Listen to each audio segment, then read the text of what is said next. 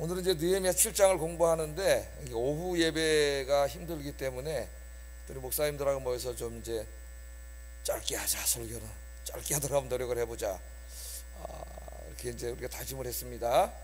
좀 길게 설교하려면 재밌게 하려면 좀 길게 해도 되는데 재미없으면 짧게 해라.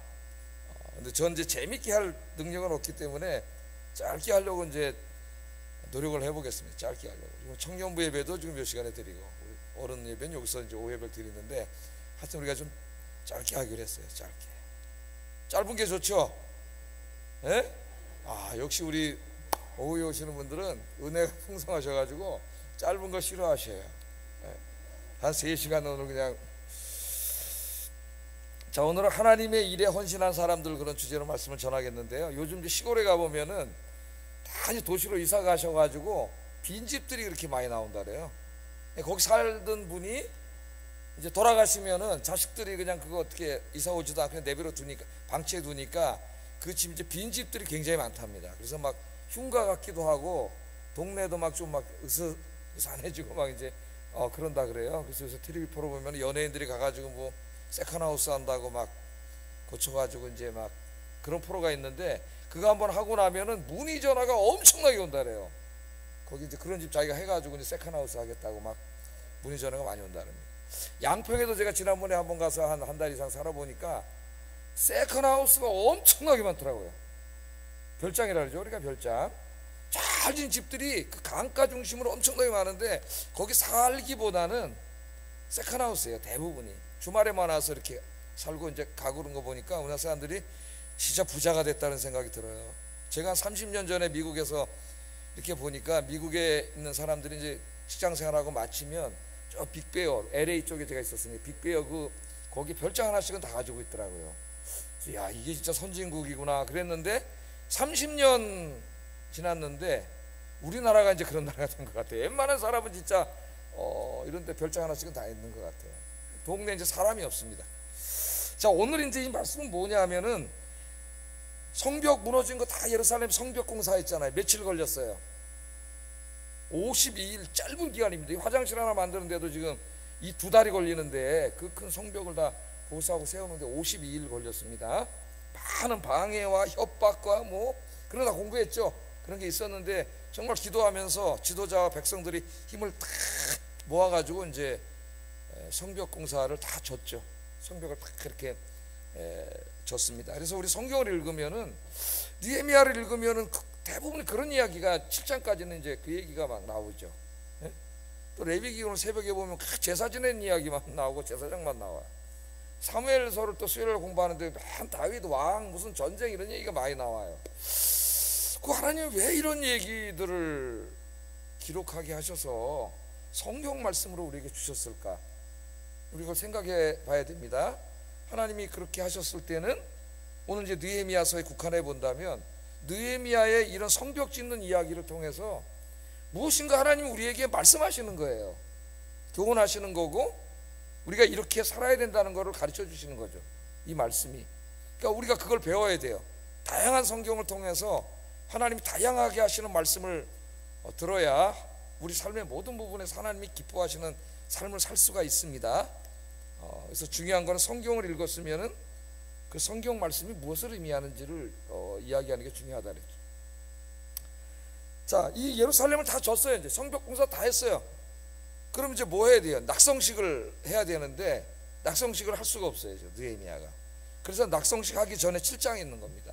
왜냐하면은 예루살렘이 그동안에 너무 피폐해 있었기 때문에 사람들이 다 이사 갔어요.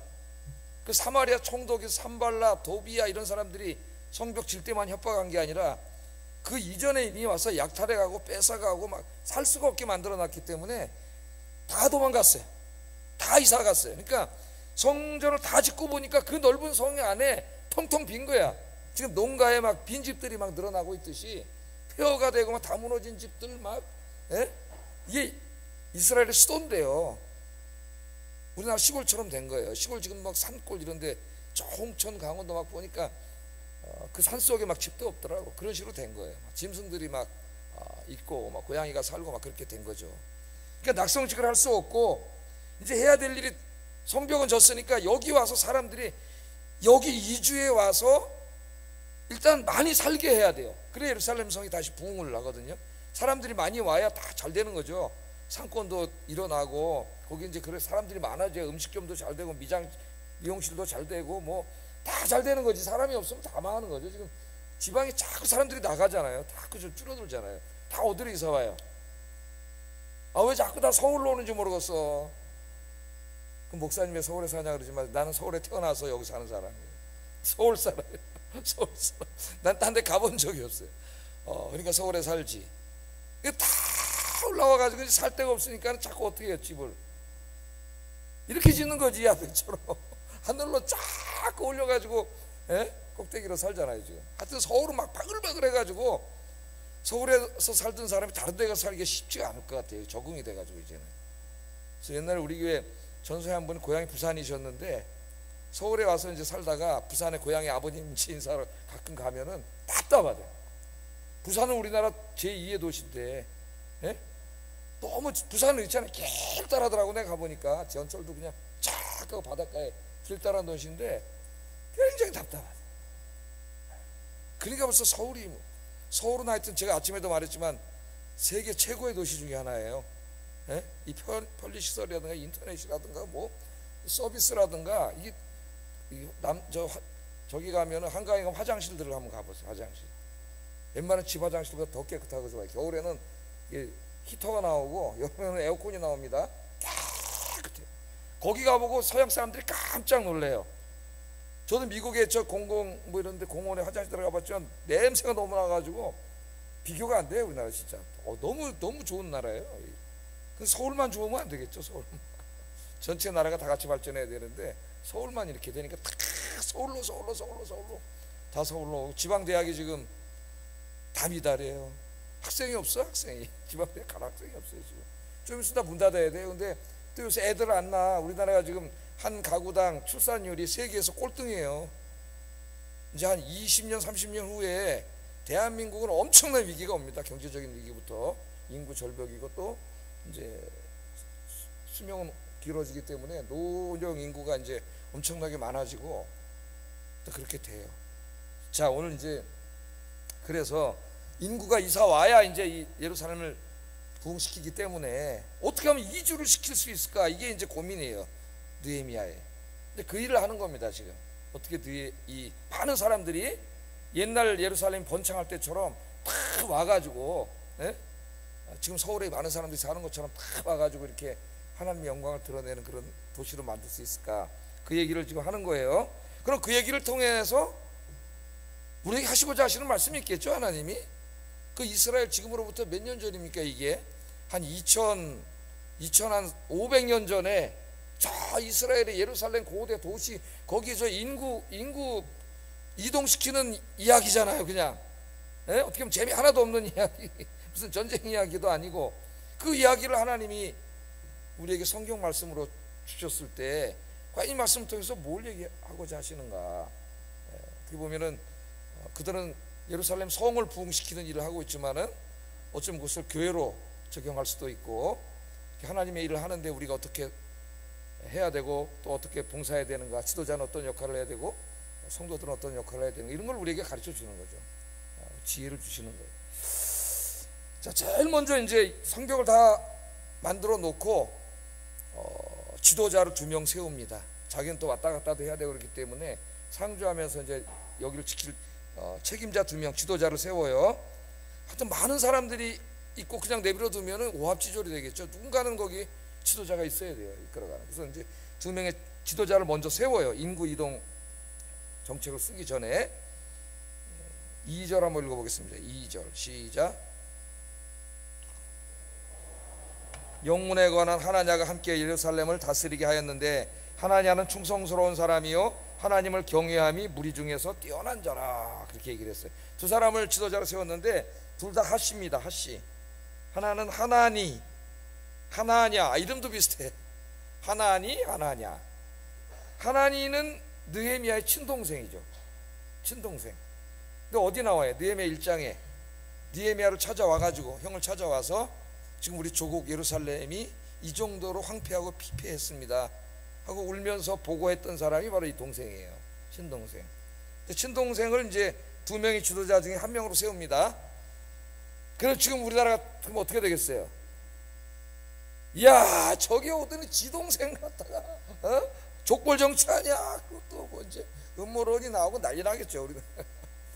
근데 느헤미야도 뭐 그건 모르겠어요. 자기 친동생인데. 근데 그런 꼭 관여하지 않습니다. 왜냐하면 자기가 가장 일에 적합한 사람을 세우는 기준을 가지고 세웠기 때문에 동생이든 뭐든 관여하지 않아요. 그런데 생각하지 않아요. 하나냐는 그만큼 자기 민족을 사랑하는 사람이었고, 형한테 와서 보고하고 이거 좀 도와주세요 할 정도로 하나님을 경외하는 사람이었기 때문에 그런 거 하나 신경 쓰지 않고 하나니를 세웁니다. 하나니, 한 사람을. 역차별되면 안 되겠죠. 그런 사람이에요. 우리가 이제 이런 일에 어떤 평가를 할 때 정말 그 사람이 거기에 적합한 사람인가 이런 걸 보는 게 중요하겠죠. 또 한 사람은 이제 하나냐라고 하는 사람인데, 영문의 관원 이렇게 얘기했습니다. 영문이란 이제 성 안으로 적들이 들여오는 것을 막는 중요한 문들이에요. 그 문들을 지키는 관원이었는데, 이 관원이라는 말은 사르라는 히브리 말을 번역한 것은 군대 지휘관이에요. 그러니까 이 사람은 군벌이에요. 군대 지휘관으로서 성문을 지키는 총책임자입니다. 근데 이 사람 이제 하나니를 세워요. 그러니까 이 성을 지키는 데 있어서는 최고 전문가라고 할 수가 있겠죠, 이 사람이. 근데 느헤미야가 이제 하나냐를 지도자로 세운 거는 단지 하나냐가 성벽 파수하는 군사 전문가이기 때문만은 아닙니다. 만약 그것만 기준이었다면은 다른 사람들도 있었겠죠, 더. 근데 이제 또 하나의 기준이 있어요. 그 사람은 어떤 사람이에요? 하나님을 잘 섬기는 충성스러운 사람, 하나님을 경외함이 무리 중에서 뛰어난 사람. 자기 일의 전문성을 가진 사람일 뿐만 아니라 하나님을 사랑하는 사람이에요. 하나님의 일을 하는 데는 두 가지가 다 중요하겠죠. 어떤 일을 하는데 그 일에 전문적인 지식을 가진 사람이라면 더 좋겠죠. 그 사람을 세워. 근데 그것만 가지고 교회 일을 하는 건 아니죠. 더 중요한 거는 하나님을 사랑하는 신앙심, 하나님 경외하는 사람이 돼야 되죠. 이 두 가지가 결합된다면 최고의 일꾼 아니겠습니까? 최고의 일꾼. 그래서 그 사람을 하나님이 세웠어요. 군인에게 제일 중요한 거는 자기를 부른 조국과 왕에 대한 충성심이죠. 충성심. 그래서 예수님은 먼 훗날 신약시대에 우리 그리스도인들을 향하여 하나님이 부르신 군인, 그리스도의 군대라고 이야기합니다. 군대. 디모데후서 2장 3절 4절 한번 읽어보겠습니다. 시작.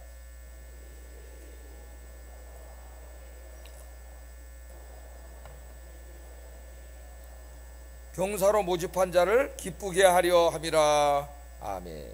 그래서 여러분들은 이제 영적인 하나냐입니다. 영적인 하나냐. 우리 하나님의 교회를 지키고 이 교회를 부흥시키는 하나냐 이런 훌륭한 평신도 지도자들로서 주님 앞에 가실 때까지 이 사명을 잘 감당하는, 하나님께 쓰임받는 여러분 되시기를 주의 이름으로 축복합니다.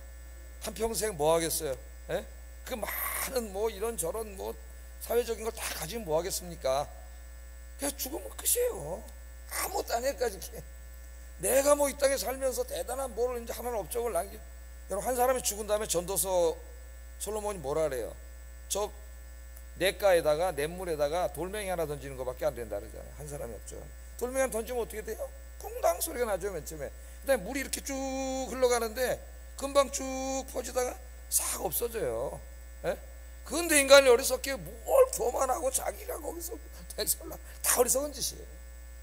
하나님을 경외하는 마음으로 하나님이 맡기신 이 교회와 복음의 사역을 잘 감당하는 것, 그게 잘 복된 사람이에요. 오늘 여러분들이 우리 아이언교회 하나니와 하나냐 그런 분들이 되시기를 주의 이름으로 축복합니다. 자, 이제 지도자 두 명을 세워서 조직까지 이제 이렇게 큰 지도자를 세워놓고 이제 인구 문제를 해결해야 돼요. 보니까 턱없이 부족해. 성은 큰데 사람이 없어요. 사람이 없어. 4절 한번 읽어보겠습니다. 시작.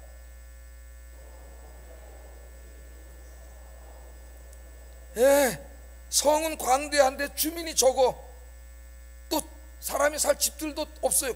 이미 건축도 안 돼 있어가지고 다 그냥 지금 시골의 폐허처럼 막 그런 집들이 막 있고 살기는 어렵고, 그러니까 이미 떠났잖아요. 다 떠나서 어디 사는지도 모르는데 이 사람들은 어떻게 다 어디서 누구를 불러올 거예요? 어디 가서 데리고 올 것이며, 참 이게 힘든 일이죠. 이거를 어떻게 할 것인가 이게. 예? 그 예루살렘 왜 이렇게 됐어요? 예루살렘은 하나님의 복을 받은 번창한 도시였는데 그들이 하나님 떠나서 우상 숭배하고 하나님 말씀대로 거룩하게 안 살고 세상 사람들 사는 대로 그렇게 막 살아가다가 하나님의 심판을 받아서 이 모양이 된 거죠. 적들이 쳐들어와 가지고, 예? 바벨론 때는 다 불타버리고 지금도 이 사마리아한테 유린을 당하고 막 그렇게 된 거예요. 하나님 떠나면 망한다. 잊지 마세요, 여러분. 지금 세계를 전쟁으로 몰고 있는 저 푸틴, 저 지금 러시아인데 저 러시아가 원래는 어떤 나라였습니까, 여러분? 예? 하나님을 잘 섬기던 대기독교 국가였어요. 근데 저들이 하나님 떠나니까 80년 동안 공산당이 들어가지고 공산주의 국가가 됐어요. 우리나라도 지금 이 나라의 반동강이 지금, 예? 이 공산주의자들이 우리 사랑하는 민족들을 고통 주는 나라로 만들어 놨잖아요.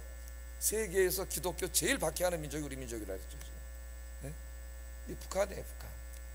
하나님 떠나서 그렇게 됐다고 러시아인들이 말해요. 우리가 왜 러시아가 이렇게 됐느냐, 왜 이런 나라가 됐느냐, 우리가 하나님 떠났기 때문이야. 하나님 떠나면 망한다는 거 절대 잊지 마시기 바랍니다. 그거 어떻게 하지? 어떻게 할지를 모르겠는데 지도자의 제일 힘든 일이 뭡니까? 문제점은 보이는데 어떻게 해야 될지 방안이 떠오르지 않는 거죠. 너무 엄두도 안 나고. 근데 하나님이 기도했더니 하나님이 기도하면 어떻게 하셔요? 지혜를 주십니다. 지혜를. 5절 6절 읽어보겠습니다. 시작.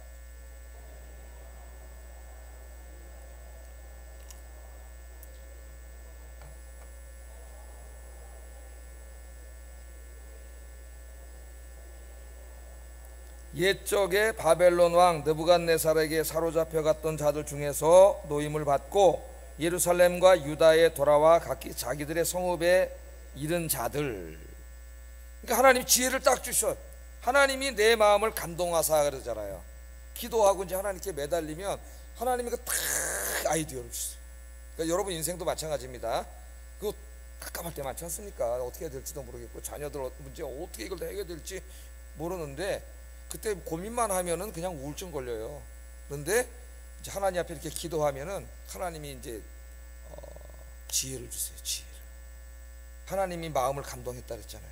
하나님 마음을 탁 감동하면은 목사는 설교도 탁 떠오르고 목회의 어떤 아이디어도 떠오르고 지혜를 주세요. 여러분 인생에 지혜를 주십니다. 지혜의 근본은 누구예요? 하나님이죠. 예? 지혜는 지식을 통해서도 얻을 수 있지만 그 세상의 지식은 그냥 지식이에요. 이 지혜는 저 위로부터 오는 거예요. 그냥 하나님이 주시는 거예요. 하나님이 주신 지혜가 뭡니까? 누구를 불러오라 그랬어요? 누구를 이주시켜 살게 하라 그랬어요? 90년 전으로 역사가 돌아갑니다. 90년 전에 에스라서 1장에서 6장까지 나오는 내용들인데 이제 바벨론이 망하고 페르시아가 이제 새로운 패권을 차지했죠. 고레스라고 하는 왕이. 그래서 BC 538년에 이제 예루살렘으로 이스라엘 백성들을 돌아가는 자유를 줘가지고 수룹바벨이라고 하는 사람이 총독이 돼서 한 5만 명의 사람을 데리고 예루살렘으로 와서 뭐를 해요? 바벨론이 불태워 없애버렸던 하나님의 성전을 새롭게 건축하잖아요. 올 성경 읽도하십시오. 예? 성경에 뭔 내용이 있는지는 알아야 될 거 아닙니까? 교회를 그렇게 오래 다녔으면은 무슨 내용이 있는지. 그래서 이제 그 사람들이 와서 성전을 건축하고 막 그때 울고 막 통곡하고 눈물 흘리고 그러잖아요. 어려서부터 자라면서 솔로몬 성전을 보고 자랐던 사람들인데 저 끌려가서 바벨론에서 70년 살다가 이제 하나님 성전 지려고 돌아와서 그 성전 퇴화 보니까 성전이 없어요. 다 불타버렸어. 그러니까 하나님 앞에 가슴을 치면서 회개하고 다 우리 때문이다. 눈물 흘리면서 대성통곡을 했다 그랬어요. 대성통곡을. 하나님의 교회가 이렇게 된 건 누구 탓이냐? 우리 탓이다 그러면서 대성통곡을 하고 거기서 다 힘을 합쳐 성전을 지금으로부터 그러니까 느헤미야가 지금 이 얘기를 하고 있는 시점부터 90년 정도 전입니다. 돌아와서 그 이제 성전을 다 칠 때 돌아왔던 사람들이에요. 돌아왔던 사람들. 그러니까 이미 그 사람들이 돌아오고 90년이 지났으니까 이제 그 사람들의 후손들이 살고 있겠죠, 어딘가에. 근데 그 사람들을 하나님 말씀하는 거예요. 그 사람들의 후손들을 찾으라는 거예요. 그 사람들을 돌아 살게 하라는 거예요. 그 사람들 어떤 사람들이에요? 바벨론에 이미 끌려가서 2세 3세 된 사람들이고요. 거기 땅과 집과 살 터전이 다 있던 사람들입니다. 그냥 예루살렘으로 간다는 거는 진짜 그지로 가는 거예요. 몇 개 가면 뭐 가져가겠어요. 집하고 땅을 놓고 가는데. 근데 그 사람들이 하나님의 나라 예루살렘 돌아가서 성전을 지으라고 그 말씀에 순종해서 돌아왔던 사람이니까 다 버리고 자기 모든 걸 버린 거예요. 그래서 돌아온 거예요. 그러니까 이 믿음이라는 게 엄청난 믿음의 사람들이죠, 이 사람들이. 근데 그 사람들이 돌아와서 다 성전 짓고 이제 막 그런 내용이 에스라 1장에서 6장까지 나오는데, 그리고 90년이 지난 지금입니다. 이 엉망진창이 된 거예요. 90년 동안. 그러니까 우리 신앙이 항상 유지되거나 이렇게 성숙돼야 되는데 그렇지가 않아요. 서구의 역사나 미국의 역사를 보더라도 불과 50년 전만 해도 영국에 경건한 그리스도인의 가정, 엄마 아버지와 함께 자식들이 식탁에서 밥을 먹고 기도하고 이런 것들이 영국의 가정인데, 50년 지나면서 런던의 기독교 인구가 1% 2% 된다 그래요 지금. 우리나라 안 그럴 것 같아요? 우리나라 지금 이미 그 길을 걷고 있습니다. 다 무너지고 있어요, 가정에서부터. 30년 지나면 어떻게 될까요? 다 무너져요. 이제 교회 노인들만 남고 다 이제 젊은 사람 떠나고, 이미 코로나 때문에 30% 젊은이가 떠났다는데 지금. 물론 완전히 떠난 건 아니고 뭐 인터넷으로 예배 드리고 뭐 이런다 하지만은 그런 어려운 가운데 있는 거죠. 자, 그런데 하나님이 뭐라 그러시냐면 그 사람들의 자손을 찾고, 어디서 찾아요 그 사람들이? 90년 지났는데. 근데 참 놀라웠게도 뭐라 하냐면은 그 사람들의 계보가 있다는 거예요. 그걸 하나님 가르쳐 주시는 거예요. 그러니까 그 사람들이 와서 기록으로 다 남긴 것 같아요. 넘어올 때 누구 자손 누구 하고 이 사람들 어디 살고 오늘 본문을 읽으면 이게 다 있는 것 같아요. 그 계보가 있다는 걸 하나님이 가르쳐 주신 거예요. 지혜를. 계보가 있으니까 이제 뭐 어디 사는지 어디 있는지 다 알 수가 있지 않습니까? 그래서 이제 그 사람들을 돌아오게 하는 내용이에요. 돌아오게 하는 내용. 그래도 그때 그 할머니 할아버지 때겠지만은 그 믿음의 가문들 중에서 끝까지 예루살렘은 비록 떠났지만 그 믿음을 지키고 하나님을 사랑하는 사람들이 그 믿음의 명문 가문들이 있는 거죠. 일단 그들을 데려오라는 거예요. 그들에게 가서 부탁을 하고 데려오라는 거예요.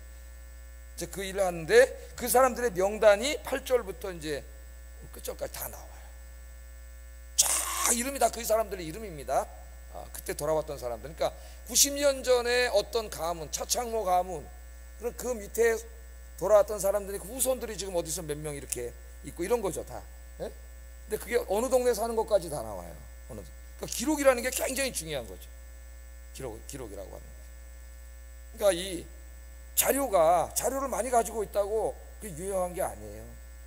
왜냐하면 자료가 그냥 쌓여 있으면은 쓰레기나 마찬가지. 그래서 조선시대에도 그 수많은 자료들이 정조 이전까지는 그냥 쌓여 있었어요, 창고에. 그러니까 자료가 많아 쓸 수가 없어. 어디 있는지 뭐 어떻게 알아 그거. 저 어디 처박혀 있는지 뭐 어딘지 어떻게 알아요. 그러니까 정조가 규장각을 만들어 가지고 이걸 연도별로 착, 또 주제별로 착 정리한 거예요. 실력이 뭐 정리하는 사람이 머리 좋은 사람이에요. 머리 좋은 사람은 정리를 잘해요. 안 그런 사람은 산만해. 정리를 탁탁탁탁탁탁 연도별로 하니까 착착 찾아내잖아, 그치? 너희들 목사님 이렇게 많이 쳐다보고 기대 있는지 몰랐다 목사님이. 이렇게 설교 잘 듣고 있죠? 똑똑해 우리 아이들이. 머리가 좋아 애들이 다 쳐다보는 거예요. 연도별로 짝하면 찾기 쉽지. 주제별로 또 짝하면 찾기 쉽죠. 사랑 그러면 사랑에 관한 거 딱 꺼내면 돼, 그지? 기억 니은 디귿 순서대로 해가지고 도서관 만들듯이. 그래서 훌륭한 사람이에요, 그 사람이. 규장각에다 그렇게 만들어놨기 때문에 이제는 연구하는 사람들이 자료 찾는데 시간 걸리지 않아요. 딱 들어가면 연도별로 쫙, 주제별로 쫙. 지금이야 뭐 이제 도서학이 발전해가지고 뭐 아무 일도 아닌 거죠. 그게 다 있었던 거예요. 누군가 그렇게 해놓은 거예요. 그러니까 지금 유용하게 쓰는 거죠. 국가를 부흥시키는데. 그래서 8절부터 38절까지는 그 이제 돌아왔던 사람들 중에서 일반 백성들의 명단이 8절 38절까지 나와 있는데, 여러분 집에 가서 이렇게 보시면 1절부터 24절까지는 가문 중심으로 썼습니다. 누구 가문에 누구 가문에 누구. 그 이름이 얼마나 영광되겠어요. 이 똑같은 가문이 에스라 2장에 똑같이 나와요. 에스라도 13년 전에 이거를 똑같이 사용했어요. 그러니까 그 이름은 하나님의 생명책에 기록된 이름. 성경에 기록됐잖아요. 에스라에도, 에스라 2장에도 기록하고 느헤미야 7장에도 똑같은 이름을 계속 기록해요. 그 다음에 25절부터 이제 그 뒷부분은 이 지역 출신별로 따로 정리를 또 했습니다. 이름별로 한번 정리하고 지역 출신으로 정리를 했어요. 그렇기 때문에 이 가문이 어디에 사는지 알아. 그 후손들이. 그 자료가 있으니까 이제 그 사람들이 그래도 믿음이 있으니까 그 사람들을 이주시켜라 그러니까 너무 쉽잖아요. 다 있잖아요, 자료가. 그러니까 기록이 중요하다는 거예요. 기록. 그래서 우리 당회도 당회하면은 당회로 서기가 다 써. 회의한 내용을. 그래가지고 읽어요. 당회 끝나면. 그럼 당회 장로님 다 들어요. 회의대로 썼는지. 그래가지고 이제 서기가 사인한 거 당회장에 사인하면 딱 기록이 남는 거예요. 우리 기억은 한계가 있어. 금방 잊어버려요. 한 달 지나면은 우리가 그때 그런 얘기 했나요? 그러면 이게 또 황당해지는 거예요. 그러나 기록을 딱 적어놨잖아. 다 확인했잖아요.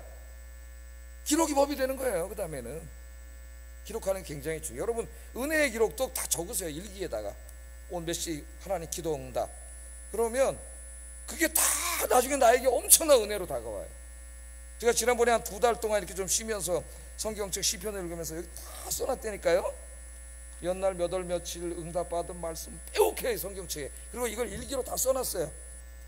그래서 시편 강의할 때 얼마나 유용한지 몰라요. 그때 그 기억이 생생하게 나고 하나님이 찾아오셨던 게 생생하게 나요. 자, 그래서 이제 이 사람들이 다 이제 와가지고 이주를 하게 되는 거예요. 이주를. 그래도 믿음의 그 가문들이었기 때문에 이 할아버지 할머니 쫙 내려오면서 그 믿음의 자손을 이루어가. 여러분 가족이 그렇게 되기 바랍니다.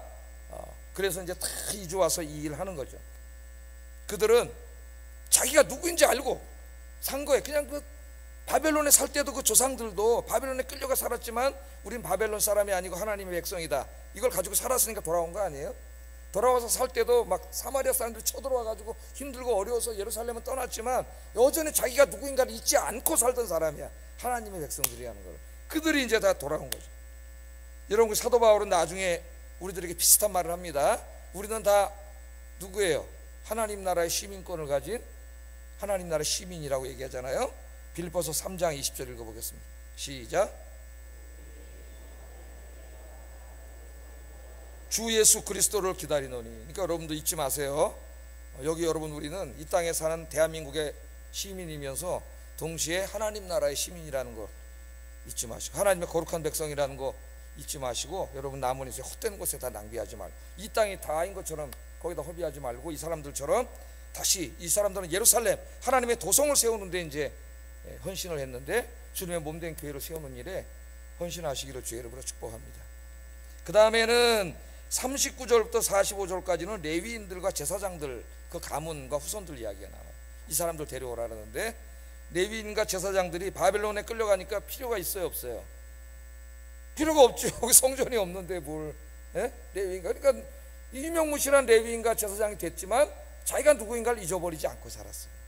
언젠가 하나님이 돌아가게 하시면 이 사명을 감당하리라. 다 돌아와서 새로 성전을 짓고 섬겼는데 그 자식들 다시 데려다가 이주시키라는 거죠. 그들이 다 돌아옵니다. 또 이제 46절부터 60절까지는 느디딤 사람들하고 솔로몬 종들의 자손들이 돌아왔다는데 이 사람들은 좀 눈여겨봐야 돼요. 여기 느디딤 사람들 누굴까요? 느디딤 사람들은 이 사람들 누굴까요? 가나안 정복 때 여호수아와 이스라엘을 속인 죄로 이스라엘의 노예가 된 사람들이에요. 그래서 이제 여호수아가 그들에게 무슨 일 시켰냐면은 성전에서 나무 패는 일과 물 깃는 일을 시켰습니다. 제사 지내려면 이제 번지하려면 나무 떼야 되니까 나무 패야 되고 이제 물두멍에다 물 채우고 그래야 되기 때문에 물 길어 와야 되죠. 그러니까 성전에서 제일 힘든 일이에요. 허드렛 일이라 할 수 있죠. 허드렛 일이라 하면 안 되고 힘든 일, 중요한 일입니다. 그 일도 그 일을 시켰어요. 솔로몬의 신복의 자손들은 누군지 정확하게 모르겠는데 이 사람들도 아마 성전에서 옛날에 성전이 있을 때 험한 일을 좀 이렇게 이제 남이 하기 싫어하는 힘든 일들을 하던 분들이에요. 그런데 이분들이 돌아왔다는 거예요. 바벨론에 가서 평안하게 살지 않습니까? 근데 성전에 있을 때도 그들은 성전에 힘든 일을 했어요. 근데 지금 이 사람들이 다 돌아왔어요. 성전 질 때. 그 사람들은 어떤 사람들이에요? 자기의 자존심 뭐 이런 거 중요하게 여기지 않고 뭐가 중요해? 하나님의 성전에서 이런 일을 소중하게 여겼던 사람들이에요. 그래서 이 사람들이 다 돌아왔다고 오늘 성경은 이야기하는데 우리가 늘 주의 전을 섬길 때 무슨 이렇게 폼나는 일이 아니라 정말 하나님이 기뻐하시는 일, 힘들고 어려운 일, 굳은 일 그런 일들을 겸손하고 낮은 자세로 이 느디딤 사람들처럼 섬겨야 된다는 걸 하나님 가르쳐 주세요. 항상. 그 다음에 이제 61절부터 65절까지 보면은 성전 건축이 거부당한 사람들이 나옵니다. 이 안타까운 사람들.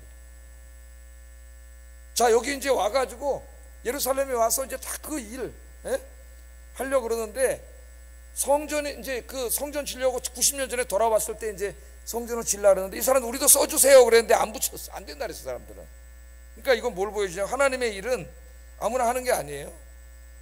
믿음이 없는 사람들이 중간에 섞여버리면 뒤에서 궁시렁궁시렁 해가지고 이 일이 되기도 전에 다 망가져요.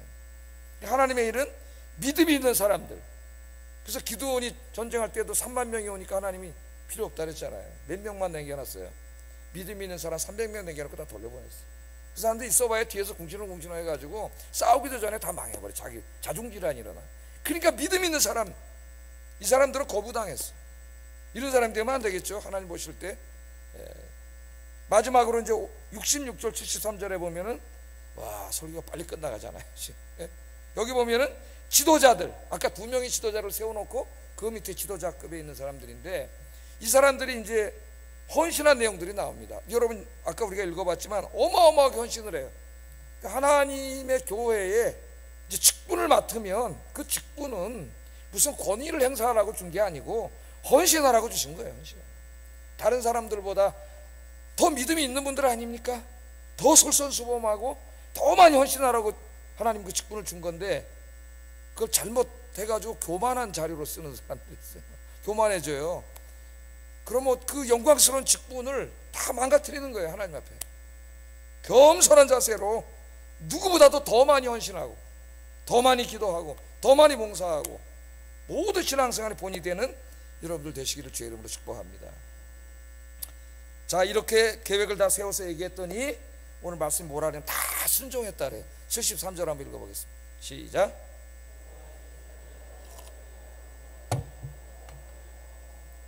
느디딤 사람들과 온 이스라엘 자손이 다 자기들의 성읍에 거주하였느니라. 다 돌아왔죠.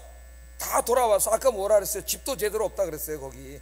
그런데 이제 하나님의 이름으로 부탁을 하니까, 그래도 그 사람들은 믿음 있는 사람들이기 때문에 하나님의 도성인 예루살렘에 하나님의 영광을 드러내기 위해서 다 온 거예요. 순종한 거예요.